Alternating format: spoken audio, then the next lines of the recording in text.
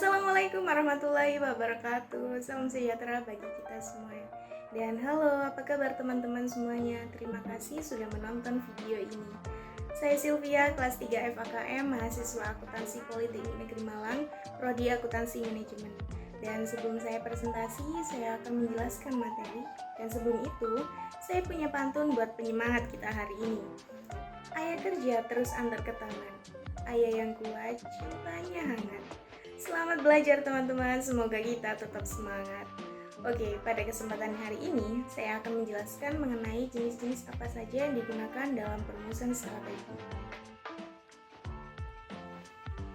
Ada 2 poin yang akan saya bahas pada kesempatan hari ini, yaitu apa itu perumusan strategi dan apa saja jenis-jenis perumusan strategi. Setiap perusahaan dalam menjalankan bisnisnya pasti didasari dengan berbagai rencana yang menjadi fondasi dan tertuang dalam visi dan misi perusahaan tersebut. Dalam menyusun rencana, pastinya dibutuhkan pemikiran strategis agar dapat memberikan gambaran umum untuk mencapai perencanaan strategi tersebut. Perencanaan strategi dapat membantu setiap organisasi dalam perusahaan untuk mencapai tujuan jangka panjang perusahaan secara utuh. Dengan begitu, perusahaan dapat menerapkan cara terbaik untuk menghadapi peluang dan tantangan. Rencana strategi juga digunakan untuk menilai serta menyesuaikan arah perusahaan dalam menanggapi perubahan lingkungan bisnis. Fred R. David, seorang ahli, mengemukakan beberapa strategi pokok. Strategi adalah sasaran jangka panjang, dibutuhkan baik pada tingkat korporat atau induk perusahaan, strategi generik di tingkat divisi atau unit bisnis maupun pada tingkatan fungsional. Dan saya akan menjelaskan secara detail tentang strategi korporat itu sendiri yang bisa disebut juga grand strategy, merupakan strategi yang digunakan untuk menentukan bisnis apa yang akan dipilih oleh suatu korporasi. Secara umum ada banyak sekali jenis strategi yang dipilih organisasi, yaitu ada 13 jenis strategi yang dapat dipilih sebagai arahan umum korporasi untuk mencapai sasaran jangka panjangnya. Namun ada 4 kelompok besar, yaitu yang pertama strategi integrasi. Strategi integrasi secara umum menggambarkan mengenai upaya kepemilikan usaha yang dapat membantu usaha yang sedang dijalankan. Yang membedakan hanyalah usaha siapa yang harus dimiliki. Strategi ini meliputi strategi integrasi depan, integrasi belakang, dan integrasi horizontal. Yang pertama akan kita bahas strategi integrasi depan atau forward integration. Strategi ini dilakukan dengan memperoleh kepemilikan atau meningkatkan kendali atas distributor atau pengecer. Dengan strategi ini, perusahaan membeli atau menguasai perusahaan distributor atau pengecer. Kita contohkan seperti PT Pertamina Persero, yaitu BUMN yang bertugas mengelola penambangan minyak dan gas bumi di Indonesia. Yang kedua ada Astra Motor, menguasai jaringan distributor dan dealernya hampir di seluruh wilayah Indonesia. Yang ketiga ada Walt Disney, biasanya hanya memproduksi film kartun tapi bisa mendistribusikannya melalui Disney Channel, toko-toko Disney, dan jaringan TV lainnya. Kemudian ada strategi integrasi belakang atau backward integration. Strategi ini dapat dilakukan dengan mencari kepemilikan atau meningkatkan kendali atas perusahaan pemasok. Perusahaan membeli atau menguasai perusahaan pemasok. Upaya kepemilikan usaha yang dapat membantu pasokan untuk usaha tersebut. Contohnya, PT Indofood Sukses Makmur Tbk juga menerapkan strategi ini dengan mengakuisisi perusahaan Bogasari yang merupakan produsen tepung. Dengan demikian, maka PT Indofood Sukses Makmur, khususnya divisi noodle, dapat memangkas biaya produksi karena bahan baku utama yaitu tepung dapat diproduksi sendiri. Yang ketiga ada strategi integrasi horizontal atau horizontal integration. Strategi ini dilakukan untuk menguasai dan meningkatkan kendali terhadap pesaing, antara lain dengan membeli atau mengakuisisi perusahaan pesaing. Penguasaannya bisa kepemilikan penuh atau sebagian. Upaya kepemilikan usaha pesaing yang memungkinkan minimal mengurangi serangan terhadap usaha. Umumnya hal ini dilakukan dengan cara merger usaha. Contohnya, PT Indofood Sukses Makmur yang pertama kali populer dengan merek dagang Indomie, kini membeli merek Supermie. Yang kedua, PT Coca-Cola Bottling Indonesia mengakuisisi air minum merek lokal yaitu Ades. Kemudian jenis strategi yang kedua adalah strategi intensif. Strategi ini menggambarkan bagaimana agar produk kita dapat menjangkau konsumen semaksimal mungkin. Mungkin dari baik segi konsumsi dan dari segi geografis. Strategi ini meliputi mencari pangsa pasar, mengembangkan pasar, dan mengembangkan produk. Yang pertama kita akan bahas strategi penetrasi pasar atau market penetration. Strategi ini dilakukan dengan mencari pangsa pasar yang lebih besar untuk produk atau jasa yang sudah ada sekarang lewat usaha pemasaran yang lebih gencar. Dengan strategi ini, peningkatan pasar pada pasar yang sama dilakukan dengan upaya pemasaran yang lebih besar.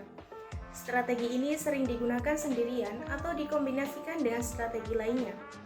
Penetrasi pasar dapat terdiri dari upaya menambah jumlah pramuniaga, menambah belanja iklan, melakukan promosi penjualan ekstensif, atau meningkatkan upaya publisitas.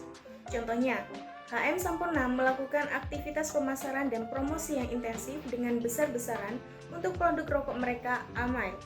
Yang kedua, Coca-Cola menerapkan strategi ini untuk meningkatkan pangsa pasar dengan melakukan upaya pemasaran yang lebih besar.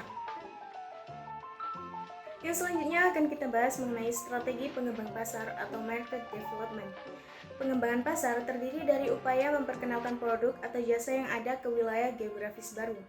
Ada beberapa cara mengenai panduan kapan pengembangan pasar dapat menjadi strategi yang efektif. Yang pertama, ketika ada saluran distribusi yang baru yang dapat diandalkan, murah, dan bermutu baik. Yang kedua, ketika organisasi sangat berhasil dalam hal yang dikerjakannya.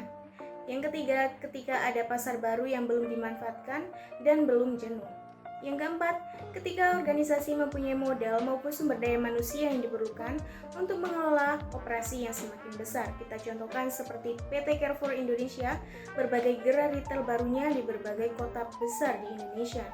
Yang kedua, PT Garuda Indonesia membuka berbagai rute penerbangan baru baik domestik maupun mancanegara, antara lain rute Jakarta Tanjung Karang, Jakarta Malang, dan lain sebagainya. Yang selanjutnya adalah pengembangan produk atau product development. Pengembangan produk adalah strategi yang berupaya meningkatkan penjualan dengan memperbaiki atau memodifikasi produk jasa yang sudah ada. Pengembangan produk biasanya memerlukan biaya yang sangat besar untuk penelitian dan pengembangan. Ada beberapa hal yang bisa dijadikan pedoman kapan sebaiknya menerapkan strategi pengembangan produk secara efektif. Yang pertama, ketika organisasi bersaing dalam industri di mana perkembangan teknologi terjadi dengan sangat cepat. Yang kedua, ketika para pesaing utama menawarkan produk dengan mutu lebih baik dan harga yang sebanding. Kita contohkan seperti PT Unilever Indonesia mengembangkan produk Pepsodent dengan beberapa varian. Yang kedua, ada PT Telkom melakukan pengembangan pelayanan dari jasa PSTN menuju jasa Narrowband, ISDN, dan Intelligent Networks. Yang selanjutnya adalah jenis strategi yang ketiga, adalah jenis strategi diversifikasi.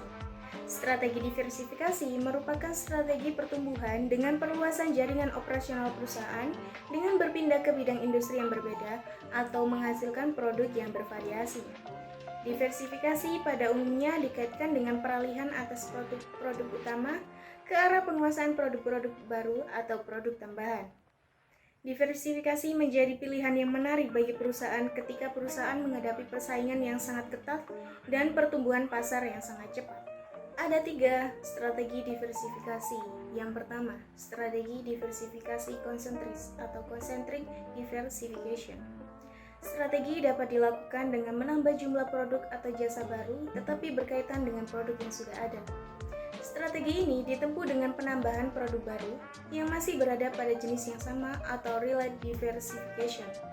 Seringkali strategi ini disebut merger, yaitu penggabungan dari beberapa perusahaan yang hampir sama besar dan digabung melalui perhitungan pertukaran tunai atau saham masing-masing. Kita contohkan seperti perusahaan mobil Suzuki dan Honda memproduksi sepeda motor. Yang kedua, kelompok usaha Kompas Gramedia masuk ke bisnis penerbitan Elex Media, Komputindo, Tugu Gramedia, dan penyiaran radio Sonora dan TV7. Yang selanjutnya adalah strategi diversifikasi horizontal atau horizontal diversification. Strategi ini dilakukan dengan menambah jumlah produk atau jasa yang tidak berkaitan untuk pelanggan yang sudah ada. Pada strategi ini, penambahan produk baru dari jenis line of business yang berbeda untuk konsumen yang lama. menambah produk atau jasa baru yang tidak terkait untuk pelanggan yang sudah ada.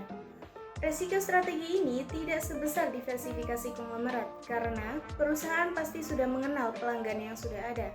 Contohnya seperti pengembangan Amazon, yang selama ini bergerak sebagai toko buku online, sekarang memperluas bisnisnya pada bisnis mainan dan elektronik.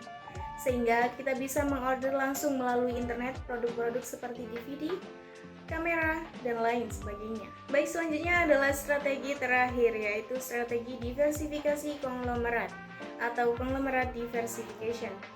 Strategi ini dilaksanakan dengan cara menambah produk dan jasa baru yang tidak terkait untuk para pelanggan baru. Strategi ini dilakukan dengan penambahan produk baru yang berbeda dan tidak berhubungan langsung dengan produk lamanya, atau unrelated diversification. Biasanya penggabungan atau akuisisi tersebut dilakukan dengan perusahaan yang tidak ada hubungan dengan kegiatan yang dilakukan perusahaan semula. Strategi ini dilakukan untuk beberapa alasan, diantaranya perusahaan di dalam industri yang pertumbuhannya lambat mengakuisisi perusahaan yang berada dalam industri yang berkembang cepat dengan tujuan untuk meningkatkan pertumbuhan total. Yang kedua, perusahaan melakukan diversifikasi dengan maksud membagi-bagi risiko ke dalam beberapa industri. Kita contohkan seperti PT Bank Lipo Tbk sebagai cikal bakal grup Lipo memutuskan untuk bergerak di sektor properti seperti Lipo Karawaci dan Lipo Cikarang. Yang kedua, PT Maspion Indonesia memiliki PT Bank Maspion Indonesia, Maspion Securities, dan Maspion Money Changer. Baiklah teman-teman, usai sudah pembahasan mengenai jenis-jenis perumusan strategi. Dapat ditarik kesimpulan bahwa pembahasan saya tadi mengenai 3 jenis perumusan strategi. Ada strategi integrasi, strategi intensif, dan strategi diversifikasi. Sekian yang bisa saya sampaikan. Terima kasih sudah menonton video penjelasan materi ini sampai habis. Jika ada kekurangan, mohon maaf karena yang lebih hanya perasaanku kepada dia. Jangan lupa like, komen, dan subscribe. Terima kasih. Wassalamualaikum warahmatullahi wabarakatuh.